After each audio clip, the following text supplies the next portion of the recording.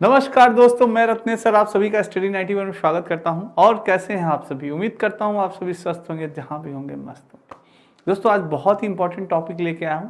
जैसा कि आप जानते हैं दोस्तों, जंतु विविधता। दोस्तों हम जानते हैं दोस्तों, हमारे भारत में, हमारे देश में कई प्रकार के दोस्तों ऐसे जीव जंतु होते हैं जो कि विभिन्न प्रकार से पाए जाते हैं। कई दोस्तों ऐसी प्रजातियां हैं जो कि लुप्त भी हो रही हैं। इन सारी चीज़ों के बारे में दोस्तों हम थोड़ी थोड़ी सी चर्चा करेंगे। आइए दोस्तों, आज का सेशन बहुत ही इंपॉर्टेंट है, इसलिए एक बार शेयर कर दीजिएगा और एक बार हो सके तो लाइक कर दीजिएगा। आइए दोस्तों स्टार्ट करते हैं अपनी श्रृंखला आज की। दोस्तों ये स्टडी 91 में आपकी कुछ पुस्तकें हैं और एक हिंदी इंडिविजुअल का बैच आपका शुरू हो चुका है, आप सभी ज्वाइन कर सकते हैं। आइए दोस्तों बात करते हैं भारत में जंतु विविधता की। दोस्तों हमारे भारत में विभिन्न प्रकार के दोस्तों कहते हैं ना कि जीव जंतु की कई प्राणियां हैं, ऐसी कई प्रजातियां हैं जो कि पाई जाती हैं दोस्तों, जिनके बारे में अभी तक वैज्ञानिक खोज कर रहे हैं, जिनके बारे में हमें भी अभी तक पता नहीं है दोस्तों। तो दोस्तों और कुछ प्रजातियां ऐसी हैं दोस्तों जो कि हमारे भारत से विलुप्त होती जा रही हैं, हमारे देश से विलुप्त होती जा रही हैं। तो उन सारी चीज़ों के बारे में थोड़ा बहुत जानते हैं दोस्तों। दोस्तों सबसे पहले बात करते हैं बाघ की, टाइगर की। आयुषीयन श्रेणी दोस्तों संकटग्रस्त। दोस्तों आपके दोस्तों आयुषीयन श्रेणी संकटग्रस्त दोस्तों रेड डाटा मैंने आपको बताया था कि रेड डाटा के अंतर्गत वो दोस्तों आपकी संकटग्रस्त प्रजातियां आती हैं जो कि लुप्त होती जा रही। तो उसी के अकॉर्डिंग दोस्तों ये आयुषीयन श्रेणी के ही अंतर्गत होता है, तो इसके अकॉर्डिंग बताया गया है। आइए जानते हैं। जैसे कि दोस्तों बाघ का आवास दोस्तों यह तिब्बत, श्रीलंका और अंडमान निकोबार द्वीप समूह को छोड़कर एशिया के अन्य सभी भागों में पाया जाता है। जो हमारा दोस्तों राष्ट्रीय पशु है, बाघ कौन होता है दोस्तों? हमारा राष्ट्रीय पशु माना जाता है। क्या माना जाता है? हमारा राष्ट्रीय पशु माना जाता है। तो दोस्तों जो हमारा राष्ट्रीय पशु बाघ है वो सबसे ज्यादा तिब्बत में और कहा श्रीलंका में, अंडमान निकोबार द्वीप समूह को छोड़कर एशिया के अन्य सभी भागों में दोस्तों पाया जाता है। जैसे कि कहाँ पाया जाता है? यह भारत के नेपाल, भूटान, कोरिया, अफगानिस्तान और इंडोनेशिया में अधिकाधिक संख्या में पाया जाता है दोस्तों। तो ये चीज है दोस्तों, ये बाघ हमारे इन जगहों पे बहुत ही अधिक मात्रा में पाया जाता है। बाघ की सुंदर खाल, इसके दांत तथा पंज आदि के महत्व के कारण इसका शिकार किया जाता है दोस्तों। और बाघों की हड्डियों के चिकित्सीय मूल्य के कारण बड़े पैमाने पर इसका शिकार किया जाता है, जिसके कारण बाघों की संख्या अत्यधिक गिरावट आई। बाघों की दोस्तों संख्या और ये क्यों इसके अंदर इसकी संख्या में गिरावट क्यों आई है, इसका रीजन क्या है, इसका कारण क्या है, इसको भी आपको जानना अति आवश्यक है दोस्तों। क्योंकि जो बाघ है दोस्तों, बाघ की सबसे ज्यादा यानी कि कहते हैं ना कॉस्टली दोस्तों, महंगी सबसे ज्यादा जाती है उसकी खाल। बाघ की जो सुंदर खाल होती है दोस्तों, आपने देखा होगा कि काफी धारीदार उस पर बना होता है बाघ पे, उसकी खाल दोस्तों आपने देखा होगा बहुत ही सुंदर लगती है, काली काली। तो वो चीज है दोस्तों। तो लोग उसकी खाल से दोस्तों कपड़े बनाते हैं, कई चीजें हैं दोस्तों जो कि उसकी खाल से बनाई जाती हैं, आप जानते होंगे। तो वो चीज है दोस्तों, इसलिए उसका शिकार बहुत ही ज्यादा किया जाता है। तो दोस्तों आपने पढ़ा होगा, आपने जाना होगा कि जो बाघ के अंदर जो ये जो धारीदारता आती है ये किस कारण होती है दोस्तों? ये क्या है, क्या इस पर डिजाइन किया जाता है, इसका कारण क्या होता है? आप कमेंट करके बताएं। दूसरा दोस्तों, इसके दांत तथा पंजे, जो दांत और पंजे होते हैं ये भी दोस्तों काफी मजबूत होते हैं, इसलिए ये भी कॉस्टली जाते हैं, काफी महंगे जाते हैं। और दोस्तों इसका इसीलिए शिकार सबसे ज्यादा किया जाता है। और जो इसकी हड्डियां होती हैं दोस्तों, बाघ की हड्डियां जो होती है चिकित्सीय मूल्य में दोस्तों, यानी कि दवा के रूप में, चिकित्सा के रूप में इसका भी इस्तेमाल किया जाता है दोस्तों, इसलिए भी बाघों का शिकार बहुत किया जाता है दोस्तों। जो ये आपके जो सुंदर खाल जो होते हैं, ये धारिताएं होती हैं जो बाघ पे काले काले, ये इसके बालों के रंग के कारण होता है, ना कि कोई डिजाइन होता है दोस्तों। बालों के ऐसे ही रंग होते हैं, बाल के रंग के कारण दोस्तों ये लगता है कि हाँ इस पे ऐसे धारिता बनी हुई है, कोई कलर डिजाइन नहीं किया जाता, बालों के रंगों के कारण ये दोस्तों लगता है। ठीक है, नेक्स्ट है दोस्तों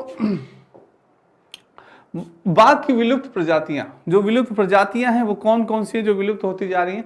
जैसे बाली टाइगर दोस्तों, जो बाली टाइगर होती है एक बाघ की प्रजाति होती है। बाघ की यह प्रजाति इंडोनेशिया के बाली द्वीप में पाई जाती है। ये दोस्तों इंडोनेशिया के बाली द्वीप में पाई जाती है, इसीलिए इसका नाम क्या रखा गया? बाली टाइगर रखा गया। क्या रखा गया? बाली टाइगर रखा गया। और यह प्रजाति दोस्तों क्या हो रही है? धीरे धीरे विलुप्त होती जा रही है।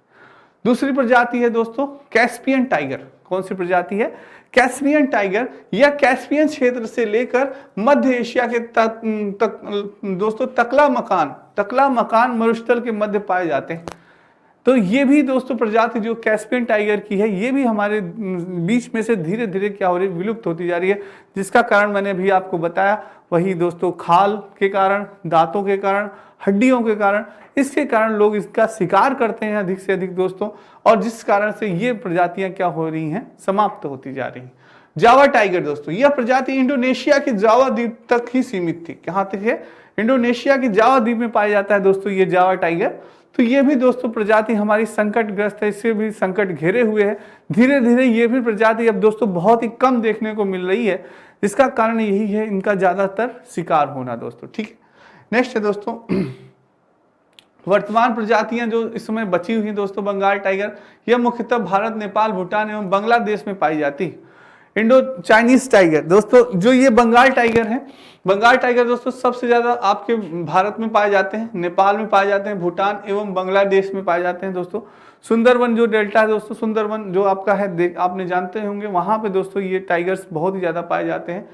तो दोस्तों इंडो चाइनीज टाइगर यह मुख्यतः कंबोडिया में, चीन में, लाओस में और म्यांमार, थाईलैंड एवं वियतनाम में पाए जाते हैं। जो इंडो चाइनीज टाइगर है दोस्तों, इनकी मात्रा यहाँ पे सबसे अधिक पाई जाती है दोस्तों।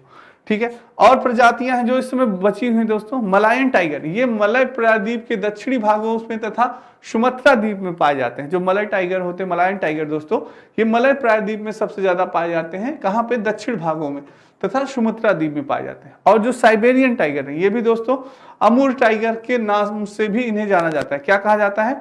अमूर टाइगर। दोस्तों क्वेश्चन बन सकता है कि साइबेरियन टाइगर को किस और नाम से जाना जाता है? तो अमूर टाइगर के नाम से भी जाना जाता है। यह साइबेरिया के विभिन्न भागों में पाया जाता है। दक्षिण चीन टाइगर, इन्हें एमाय अथवा जियामेन के नाम से भी जाना जाता है। यानी कि हो सकता है दोस्तों आपसे पूछ ले क्वेश्चन कि जियामेन किसके नाम से जाना जाता है, जियामेन किसको कहा जाता है? तो याद रखिएगा, दक्षिण चीन के जो टाइगर होते हैं उन्हें दोस्तों जियामेन कहा जाता है, उन्हें ही दोस्तों क्या कहते हैं? एमाय कहा जाता है। दोस्तों प्रश्न आखिर बनते कहां से हैं? तो ऐसे ही दोस्तों एग्जामिनर क्वेश्चन पुटअप करते हैं जो कि चीजें हमें नहीं मालूम होती, जो चीजें हम नहीं पढ़े हैं वही क्वेश्चन वो पुटअप करते हैं दोस्तों। यानी अगर उन्होंने पूछ लिया कि जियामेन किसे कहते हैं, तो जियामेन भैया क्या होता है जियामेन, कभी तो सुना ही नहीं। एमाय है, कभी ये भी नाम नहीं सुना। तो दोस्तों जो दक्षिण चीन के टाइगर हैं उन्हें ये कहा जाता है। तो ये चीज है दोस्तों। ठीक है, नेक्स्ट है एक सिंग वाला गेंडा दोस्तों, ये भी दोस्तों श्रेणी शुभेद यानी कि वल्च ये हो गया है दोस्तों। ये भी, इसकी भी प्रजाति, कुछ प्रजातियां हैं जो कि विलुप्त होती जा रही हैं, तो इस पे भी संकटग्रस्त आया है दोस्तों। आवास एक सिंग वाले गेंडे भारत में काजीरंगा वो मानस राष्ट्रीय उद्यान में पाए जाते हैं। दोस्तों आप सभी जानते हैं कि काजीरंगा राष्ट्रीय उद्यान में एक सिंग वाला गेंडा बहुत अधिक पाया जाता है, जो कि कहाँ पे है दोस्तों? असम में है। कहाँ पे है? असम में है। भारतीय वन्य जीव अभ्यारण्य जो कि कहाँ पे है? असम में। हिमालय की तलहटी में लंबी घास भूमियों वाले प्रदेशों में भी यह पाया जाता है। दोस्तों यहाँ पे लंबी लंबी घासें होती हैं आपके हिमालय की तलहटी में, तो वहां पे भी ये एक सिंग वाला गेंडा बहुत पाया जाता है। दोस्तों एक सिंग वाले गेंडे की जो चर्बी होती है वो बहुत ही मजबूत होती है दोस्तों। बताया जाता है जो आपका जैकेट बनता है दोस्तों, जैसे कहते हैं बुलेट प्रूफ जैकेट जो बनता है, कहा जाता है कि उसमें गेंडे की चर्बी का ही भी प्रयोग किया जाता है। तो बुलेट प्रूफ जैकेट उसका बनता है दोस्तों गेंडे की चर्बी का, और उसकी जो सींग होती है दोस्तों उसका भी बहुत ज्यादा उपयोग होता है, क्योंकि वो भी सींग भी बहुत कॉस्टली होती है, बहुत मजबूत होती है। इसलिए इसे great Indian one horn rhino कहा जाता है। क्या कहा जाता है? Great Indian one horn rhino दोस्तों। ठीक है, कहा जाता है। तथा एशिया में पाए जाने वाले गेंडे के सभी प्रजातियों में यह सबसे बड़ा होता है। जो एक सींग वाला गेंडा होता है सबसे बड़ा प्रजाति का होता है दोस्तों ये। ठीक है, नेक्स्ट है गेंडे की अन्य प्रजातियों के बारे में जानते हैं। व्हाइट राइनो दोस्तों, आपने कभी व्हाइट राइनो देखा है? सफेद, एकदम सफेद गेंडा दोस्तों। सोचिए दोस्तों प्रकृति में दोस्तों हमारे कितने जानवर विभिन्न प्रकार के होते हैं दोस्तों। सफेद टाइगर होता है, सफेद गेंडा भी होता है दोस्तों। तो ये चीजें हैं दोस्तों कि देखने को मिलती है कि कितना आकर्षक लगता होगा दोस्तों। अगर सफेद आप गेंडा कभी देखें, सफेद टाइगर देखें, बाघ देखें, तो वो बहुत ही सुंदर लगता है दृश्य दोस्तों। तो स्कावर लिफ्ट राइनो दोस्तों, ये इसे स्कायर लिफ्ट राइनो भी कहते हैं। यह गेंडे की सबसे बड़ी प्रजाति होती है दोस्तों। जो व्हाइट राइनो होते हैं सबसे बड़े बड़े होते हैं, काफी इनकी दोस्तों यानी कि हाइट्स होती है, काफी वेट होता है इनका व्हाइट राइनो का। तथा इसकी दो उप प्रजातियां भी हैं। इनकी दो उप प्रजातियां मानी जाती हैं। सर्दर्न व्हाइट राइनो यानी निकट संकट इन पे संकट आया है, निकट संकट। ये कहाँ पे है? अफ्रीकी देश में पाए जाते हैं। कहाँ? अफ्रीका में पाए जाते हैं दोस्तों व्हाइट राइनो। और नॉर्दर्न व्हाइट राइनो ये गंभीर संकटग्रस्त है। इन पे भी दोस्तों संकटग्रस्त इन द सेंस ये प्रजातियां धीरे धीरे क्या हो रही हैं? लुप्त होती जा रही हैं दोस्तों। रीजन क्या है? वही दोस्तों शिकार और कुछ इनका सही से संरक्षण नहीं करना, ये चीजें हैं दोस्तों। वर्तमान में इस प्रजाति के केवल 3 गैंडे जीवित हैं। सोचिए दोस्तों कितने गैंडे थे, अब केवल 3 गैंडे बचे हैं। सोचिए ये आपके नॉर्दर्न व्हाइट राइनो दोस्तों, जो नॉर्दर्न व्हाइट राइनो है, बताइए अब सिर्फ 3 गैंडे बचे हैं। बाकी प्रजाति के जितने भी गैंडे थे धीरे धीरे वो क्या हो गए दोस्तों? समाप्त होते चले गए। तो ये चीज है दोस्तों। नेक्स्ट है ब्लैक राइनो। ब्लैक राइनो दोस्तों काला गेंडा आपने तो देखा ही होगा। यह अफ्रीकी गेंडों में सबसे छोटी प्रजाति है जो कि दक्षिणी एवं पूर्वी अफ्रीका में पाया जाता है। यानी छोटे से छोटे होते हैं दोस्तों। व्हाइट राइनो जो होते हैं वो काफी बड़े होते हैं, काफी उनका वेट होता है। पर जो ब्लैक राइनो होते हैं दोस्तों ये काफी छोटे माने जाते हैं और छोटे आकार के होते हैं दोस्तों। बहुत ज्यादा इनका वेट नहीं होता, बहुत ज्यादा वो नहीं, पर काफी ताकतवर होते हैं। ये माना जाता है जो छोटे राइनो होते हैं दोस्तों काफी ताकतवर होते हैं ये, ठीक है। और जावा राइनो दोस्तों यह प्रजाति इंडोनेशिया में पाई जाती है। कहाँ पाई जाती है? इंडोनेशिया में। ब्लैक राइनो कहाँ पाया जाता है? अफ्रीका में पाया जाता है। याद रखिएगा, क्वेश्चन बन सकता है कि ब्लैक राइनो कहाँ पाया जाता है? पूर्वी अफ्रीका में पाए जाते हैं ये ब्लैक राइनो, छोटे आकार वाले। जावा राइनो दोस्तों यह प्रजाति कहाँ पाई जाती है? यह इंडोनेशिया में पाई जाती है। कहाँ पाई जाती है? इंडोनेशिया में पाई जाती है। सुमात्रन राइनो यह जावा, सुमात्रा, वियतनाम व उत्तर पूर्व भारत में भी पाई जाती है दोस्तों, ठीक है, ये याद है। नेक्स्ट है गंगा डॉल्फिन दोस्तों। हमारी जो डॉल्फिन है दोस्तों इस पे भी संकट आया हुआ है। ये भी प्रजातियां धीरे धीरे क्या नष्ट हो रही, क्योंकि लोग इनका भी दोस्तों क्या करते हैं? शिकार करते हैं। ये चीज है। आवास ये गंगा में पाई जाती है दोस्तों, ब्रह्मपुत्र नदी है, सिंधु है, मेघना नदी के अपवाद तंत्र में पाई जाती है, जिसमें भारत, नेपाल एवं बांग्लादेश सम्मिलित है। तो दोस्तों ये हमारी जो डॉल्फिन होती है, जिससे गंगा डॉल्फिन गंगा जी में पाई जाती है, ब्रह्मपुत्र में पाई जाती है, सिंधु में पाई जाती है। डॉल्फिन दोस्तों बहुत बुद्धिमान जीव पाया जाता है और बहुत ही सीधा जीव होता है, किसी को परेशान नहीं करता, किसी को दोस्तों नुकसान नहीं पहुंचाता, बहुत ही सीधा और बड़ा बुद्धिमान जीव माना जाता है दोस्तों डॉल्फिन।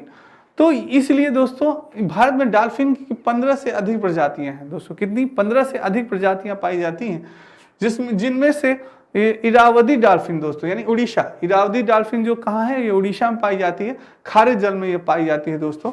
और गांगे डॉल्फिन जो गंगा नदी में तथा हाल ही में सिंधु नदी डॉल्फिन पंजाब में सिंधु नदी में भी पाई जाती है। तो कई प्रजातियां, 15 प्रजातियां जैसे बताया दोस्तों। डॉल्फिन की कितनी प्रजातियां हैं? 15 प्रजातियां हैं। 15 से भी अधिक प्रजातियां मानी जाती हैं डॉल्फिन जी की। तो ये चीज है दोस्तों। नेक्स्ट जानते हैं, गंगा डॉल्फिन भारत की नदियों में पाई जाने वाली एकमात्र स्तनपायी होती है दोस्तों। केवल यही एक मात्र स्तनपायी है जो कि गंगा में पाई जाती है। यह जल के अंदर सांस नहीं ले सकती, इसलिए प्रत्येक 30 से 120 सेकंड में 30 से 120 सेकंड में एक बार जल के सतह पर आकर सांस लेती है। इसे मीठे जल की बाघ भी कहा जाता है दोस्तों।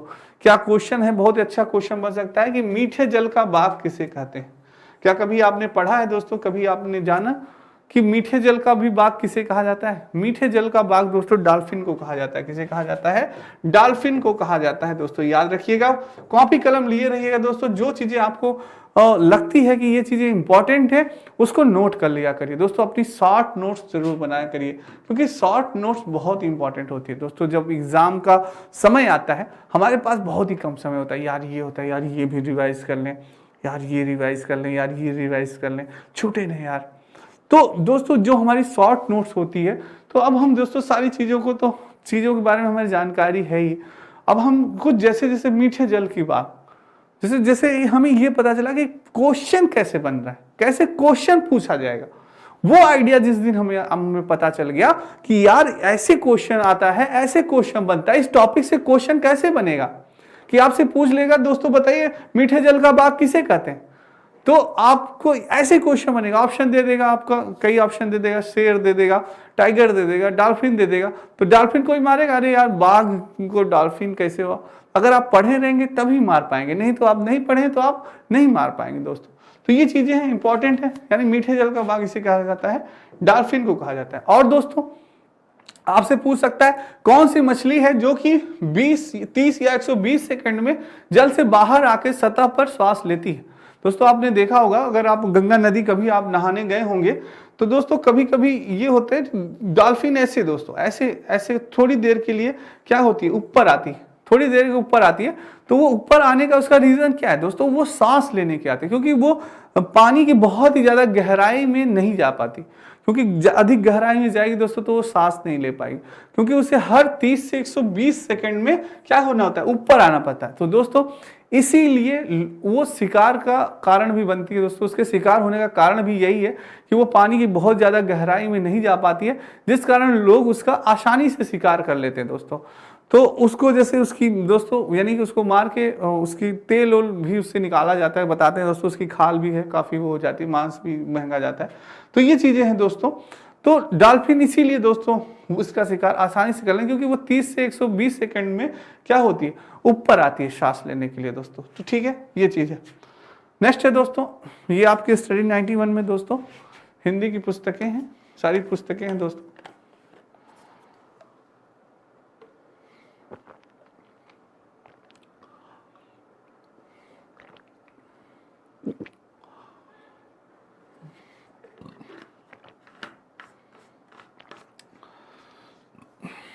चलिए दोस्तों चलते हैं।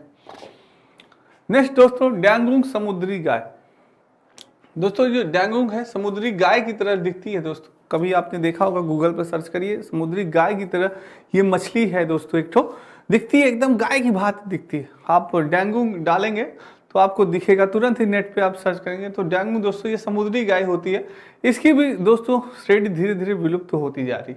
आवास, ये पश्चिम प्रशांत महासागर, कहाँ दोस्तों, महासागर में पाए जाते हैं। पश्चिम महासागर से लेकर अफ्रीका के पूर्वी तट के गर्म तटीय जल में यह पाए जाते हैं, तथा भारत में मुख्यतः कच्छ एवं मन्नार की खाड़ियों में, कहाँ पे, कच्छ एवं मन्नार की खाड़ियों में यह दोस्तों समुद्री गाय मिलती है।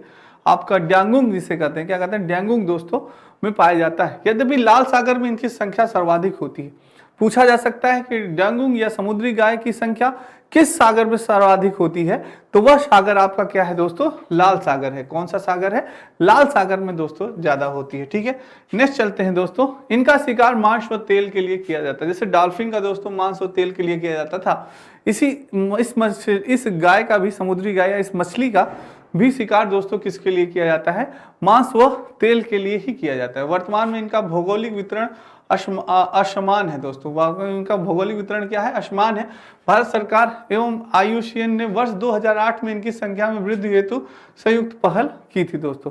इसे वन्य जीव संरक्षण अधिनियम 1972 की अनुसूची 1 के अंतर्गत विधिक संरक्षण प्राप्त है दोस्तों। इसको संरक्षण प्राप्त है क्योंकि इस प्रजाति का दोस्तों बहुत ही धीरे धीरे कम हो जा रही है, क्योंकि इसका शिकार बहुत ही तेजी से हो रहा है, मांस और तेल के कारण बहुत तेजी से हो रहा है, और इसलिए दोस्तों इसको वन्य जीव संरक्षण 1972 की अनुसूची में नंबर 1 पे रखा गया है दोस्तों। ठीक है, तो ये चीज है दोस्तों। नेक्स्ट है ऑलिव रिडल कछुआ दोस्तों। ऑलिव रिडल कछुआ दोस्तों भी है दोस्तों। यह कछुए जो होते हैं, बड़े बड़े कछुए होते हैं दोस्तों, जो आपने देखा होगा कि काफी बड़े होते हैं। तो दोस्तों इनका आवास कहाँ है, ये दक्षिणी अटलांटिक प्रशांत और हिंद महासागर सहित केवल गर्म जल में पाए जाते हैं। थोड़े से गर्म जलों में ये कछुए पाए जाते हैं दोस्तों, जो काफी बड़े होते हैं, जिनसे आपने देखा होगा पहले के राजा महाराजा ढाल बनाते थे दोस्तों। क्या बनाते थे, ढाल। और बुलेट प्रूफ जैकेट में भी इसका इस्तेमाल किया जाता है कुछ जगह पे, तो ढाल बनाने में किया जाता है। और भी दोस्तों कछुए की जो खाल होती है ऊपर की काफी सख्त होती है, आप जानते हैं, जैसे उसके ऊपर की जो खाल होती है काफी सख्त होती है, तो उसका प्रयोग बहुत ही चीजों में बनाने में किया जाता है। यह प्रतिवर्ष शीतकाल में उड़ीसा के तट पे, कहाँ पे, उड़ीसा के तट पर बड़ी संख्या में प्रवास के लिए पहुंचते हैं दोस्तों। ये उड़ीसा के तट पे जब ठंड आती है, शीतकाल आती है, जैसे ठंड आती है, तो उसमें प्रवास करने के लिए दोस्तों ये काफी संख्या में नर और दोस्तों मादा दोनों कछुए काफी मात्रा में एकत्रित होते हैं और वहां पे ये प्रवास करते हैं। ठीक है, प्रवास करने में काफी वहां पे बड़ी संख्या में लोग वहां पे रहते हैं, पहुंचते हैं दोस्तों। यह अनोखी घटना अरिबड़ा दोस्तों, अरिबड़ा भी कहलाती है। क्या कहलाती है, अनोखी घटना अरिबड़ा कहलाती है। शीतकाल संख्या में प्रवास के लिए पहुंचते हैं दोस्तों। ठीक है, ये घटना क्या कहलाती है, अरिबड़ा घटना कहलाती है। ठीक है, नेक्स्ट है दोस्तों, ये दूसरे सबसे छोटे आकार के समुद्री कछुए होते हैं। ये क्या होते हैं, थोड़े से छोटे आकार के कछुए होते हैं, बहुत ही अधिक मात्रा में दोस्तों एकत्रित होते हैं। गहरे पीले रंग वाले इन कछुओं की सर्वप्रमुख विशेषता यह है कि ये लंबी यात्राएं करके सामूहिक प्रजनन हेतु एकत्रित होते हैं। सामूहिक प्रजनन हेतु दोस्तों ये क्या होते हैं, एकत्रित होते हैं ये कछुए, नर मादा सभी कछुए। मादा कछुए द्वारा एक समय में 100 से 150 अंडे दिए जा सकते हैं। सोचिए दोस्तों, 100 से 150 अंडे दिए जा, बताइए कितने, यानी कि 150 अंडे दे सकते हैं दोस्तों एक कछुआ, यानी कि मादा कछुआ। क्या बात है दोस्तों, तो ठीक है, ये चीज है दोस्तों, ठीक है। नेक्स्ट, कस्तूरी मृग। दोस्तों कस्तूरी मृग आप जानते होंगे दोस्तों, हिरन में एक ऐसा वो होता है कि जो कस्तूरी कहा जाता है, जिसे कि इतना यानी कि महकता है दोस्तों कि लगता है कि वाकई में यार बहुत ही ज़्यादा, यानी कि सुगंध बहुत ही अच्छी होती है। आपने देखा होगा मार्केट वार्केट में, मेले वेले में खूब कस्तूरी मिलती है ना। अरे भाई देखिए हम हिरन की लाए हैं कस्तूरी, वो लोकल होती है दोस्तों, ओरिजिनल आपको कस्तूरी मृग जल्दी मिलेगी नहीं, क्योंकि ये कानूनन दोस्तों क्या है, वो है, प्रतिबंधित है कि इसको बेचा नहीं जा सकता, इसको यानी कि वो नहीं किया जा सकता। तो मेले में ऐसे खुले बैठ के लोग बेचते हैं, वो दोस्तों डुप्लीकेट होती है, कभी मत लीजिएगा उसको, ठीक है। नहीं तो कुछ दिन बाद उसकी खुशबू गायब हो जाएगी। हाँ, बहुत वो लोग ले होते हैं, अरे यार कस्तूरी मृग है, बड़ा अच्छा महक रहा है, पूरे जीवन में महकता रहेगा, पर नहीं दोस्तों, कुछ समय बाद आप देखेंगे उसकी खुशबू गायब। तो ये है, तो आवास कस्तूरी मृग हिमाचल प्रदेश की चंबा घाटी से दोस्तों, चंबा घाटी से लेकर सिक्किम तक पाया जाता है। जो इसका आवास होता है कहाँ पे, हिमाचल प्रदेश से लेके चंबा घाटी से लेके सिक्किम तक पाया जाता है दोस्तों। इसकी शिकारा देवी अभ्यारण्य हिमाचल प्रदेश, ये दोस्तों कहाँ पे, शिकारी देवी अभ्यारण्य में इनका संरक्षण किया गया है इन कस्तूरी मृगों का। तथा बद्रीनाथ अभ्यारण्य उत्तराखंड में कस्तूरी मृग के लिए प्रसिद्ध वन्यजीव अभ्यारण्य रखे गए, जिससे कि इन मृगों को संरक्षण प्रदान किया जा सके, इन मृगों को दोस्तों कोई शिकार न कर सके इन मृगों का दोस्तों, इसलिए यहाँ पे काफी संरक्षण प्रदान किया गया। शिकारा देवी अभ्यारण्य जो कि कहाँ पे है, हिमाचल प्रदेश पे। याद रखिए कि आपसे अभ्यारण्य पूछ सकता है कि कहाँ पे है, शिकारा देवी अभ्यारण्य कहाँ पे, हिमाचल प्रदेश से, किस जीव के लिए, कस्तूरी मृग के लिए, संरक्षण के लिए, ये याद रखिएगा। बद्रीनाथ अभ्यारण्य कहाँ पे है, ये उत्तराखंड में है, तुरंत आप बद्रीनाथ तो तुरंत पकड़ लेंगे, उत्तराखंड में है, कस्तूरी मृग के लिए। पर याद रखिए कौन से अभ्यारण्य के लिए, किसके लिए है, कस्तूरी मृग के लिए प्रसिद्ध वन्यजीव अभ्यारण्य है, ठीक है दोस्तों। नेक्स्ट है, कस्तूरी एक सुगंधित पदार्थ है जो कि नर कस्तूरी मृग के पेट के नीचे स्थित प्रियोटियल ग्रंथि, जो दोस्तों प्रियोटियल ग्रंथि होती है, उससे प्राप्त किया जाता है। वही चीजें मैं आपको बता रहा हूँ दोस्तों, कस्तूरी, इसको ही लोग दोस्तों क्या करते हैं, इसी के लिए इसका शिकार करते हैं बहुत लोग। और इसकी खाल भी दोस्तों बहुत ही कॉस्टली जाती है, क्योंकि इसकी खाल से कई चीजें बनती हैं। तो जो नर कस्तूरी होता है दोस्तों, मृग के पेट के नीचे स्थित एक प्रियोटियल ग्रंथि होती है, उससे यह प्राप्त किया जाता है। औषधि, इत्र तथा अन्य प्रसाधन उत्पादों के निर्माण हेतु कस्तूरी के महत्व के कारण कस्तूरी मृगों का बृहद संकर पर शिकार किया गया है। परिणाम स्वरूप ये विलुप्त के कगार पर पहुंच चुके हैं। जो दोस्तों इनके इत्र बनाने के लिए, उसी जो कस्तूरी जो मृग होता है दोस्तों, जो कस्तूरी होता है, तो कस्तूरी से लोग क्या बनाते हैं, इत्र बनाते हैं। सेंट आप जानते होंगे, इत्र है दोस्तों, सेंट आपने जानते होंगे कि यूज किया जाता है सुगंध के लिए, उससे इत्र बनाया जाता है। औषधि में भी दोस्तों काम आता है, और अन्य प्रसाधन उत्पादों के, उनकी खाल के भी उत्पादन के लिए ये काम आता है। तो इसलिए दोस्तों इनका शिकार किया जाता है, जिससे कि ये धीरे धीरे क्या होते जा रहे हैं, विलुप्त होते जा रहे हैं। तो दोस्तों ये चीजें नहीं करनी चाहिए, ठीक है। नेक्स्ट है दोस्तों हिम तेंदुआ। हिम तेंदुआ दोस्तों आपने देखा होगा, बहुत ही कम हिम तेंदुआ भी दोस्तों धीरे धीरे क्या हो रहा है, समाप्त हो रहा है, संकटग्रस्त है दोस्तों। आवास हिम तेंदुआ का कहाँ पे है, हिमाचल प्रदेश में। हिम तेंदुआ दोस्तों बहुत ही फुर्तीला माना जाता है, बहुत ही शक्तिशाली और बहुत फुर्तीला, पलक झपकते ही दोस्तों अपने शिकार को ये वो कर लेता है। और दोस्तों हिम तेंदुए के अंदर यह खासियत होती है, पेड़ ओड़ पे बहुत ही जल्दी, बहुत ही तीव्र गति से चढ़ जाता है। आपने बिल्ली देखा होगा दोस्तों, बिल्ली का एकदम थोड़ा सा बड़ा रूपांतरण कर दीजिए, तो बिल्ली का एकदम बड़ा दोस्तों एकदम होता है हिम तेंदुआ। कभी आप गूगल पे देखिए, सर्च करिए, तो बहुत ही तीव्र, फुर्तीला और बहुत ही तीव्र गति से दौड़ने वाला होता है दोस्तों, बहुत ही तेज दौड़ता है। ये सॉरी, जम्मू कश्मीर दोस्तों, सिक्किम और उत्तराखंड, पामीर, हिंदुकुश, काराकोरम और हिमालय पर आदि पर्वत श्रेणियों में यह पाया जाता है। सामान्यतः यह ऊंचे पर्वतीय ढलानों पर रहने वाला शिकारी पशु है। क्या है, एक शिकारी पशु है दोस्तों, बहुत ही तेज शिकार करता है ये। नेक्स्ट है, यह हिमाचल प्रदेश का राजकीय पशु है। दोस्तों आपसे पूछा जा सकता है कि हिमाचल प्रदेश का राजकीय पशु कौन सा है। देखिए क्वेश्चन बनाना बहुत अच्छा क्वेश्चन है। तो हिमाचल प्रदेश का राजकीय पशु क्या होता है, आपका हिम तेंदुआ होता है दोस्तों। क्या होता है, हिम तेंदुआ, याद रखिएगा, हिम तेंदुआ हिमाचल प्रदेश का राजकीय पशु है दोस्तों, ठीक है। इससे पहाड़ों का भूत, इसे क्या कहा जाता है, पहाड़ों का भूत कहता है, गोस्ट ऑफ द माउंटेन भी कहा जाता है। सोचिए दोस्तों, हिमाचल प्रदेश में पाया जाता है, इसलिए पहाड़ों का भूत कहा जाता है, क्योंकि बच्चों को दोस्तों डराने के लिए उनके माता पिता कहते हैं कि अरे चलो सो जाओ, नहीं तो और वहां खेलने मत जाओ, नहीं पहाड़ों का भूत तुम्हें उठा ले जाएगा। यानी वही तेंदुआ दोस्तों बहुत ही तेजी से शिकार करता है हिमाचल प्रदेश में। कई लोगों का दोस्तों उसने शिकार, वो लोग कई लोगों का शिकार, बच्चों का शिकार ज़्यादा करता है दोस्तों, क्योंकि जानते ही आप बच्चों का शिकार हल्के होते हैं, आसानी से उठा के लेके चले जाते हैं सब। तो दोस्तों इसीलिए इसको वहाँ का भूत कहा जाता है, यानी कि पहाड़ों का भूत कहा जाता है। और बच्चों को डराने के लिए भी वहाँ की माता पिता दोस्तों यूज़ करते हैं, अरे भाई चलो जल्दी से सो जाओ, खाना खा लो, पढ़ाई करो, नहीं पहाड़ों का भूत उठा ले जाएगा। ये चीज़ है दोस्तों। इनकी 60% अधिक संख्या मध्य एशिया में पाई जाती है। बेहद शर्मीला माने जाने वाला यह जानवर हाल ही में सिक्किम में देखा गया। अब कहाँ है, सिक्किम में दोस्तों देखा गया। ये भारत सरकार द्वारा वर्ष 2009 में इनके संरक्षण हेतु प्रोजेक्ट लेपर्ड चलाया गया था। क्या चलाया गया था 2009 में दोस्तों, प्रोजेक्ट लेपर्ड चलाया गया इनके संरक्षण के लिए। ये भी धीरे धीरे समाप्त हो जा रहे थे। अब बात करते हैं साइगोब्रो एंडर डियर की दोस्तों, यह भी संकटग्रस्त है। आवास यह मणिपुर में पाया जाता है। ये हिरन दोस्तों है, कहाँ पाया जाता है, मणिपुर में पाया जाता है। इसका वास स्थल लोकतक झील में तैरते केबुल लामजाओ नेशनल पार्क तक सीमित है। यहाँ एक विशिष्ट घास पाई जाती है जिसे स्थानीय भाषा में क्या कही जाती है, फुमडी कहते हैं। क्या कहते हैं, फुंगी। संगाई स्थानीय हिरण की एक दुर्लभ उपप्रजाति है जो कि मणिपुर की राजकीय पशु भी है। यह दोस्तों जो स्थानीय हिरण है, ये कहाँ की है, दुर्लभ प्रजाति, जो मणिपुर का राजकीय पशु।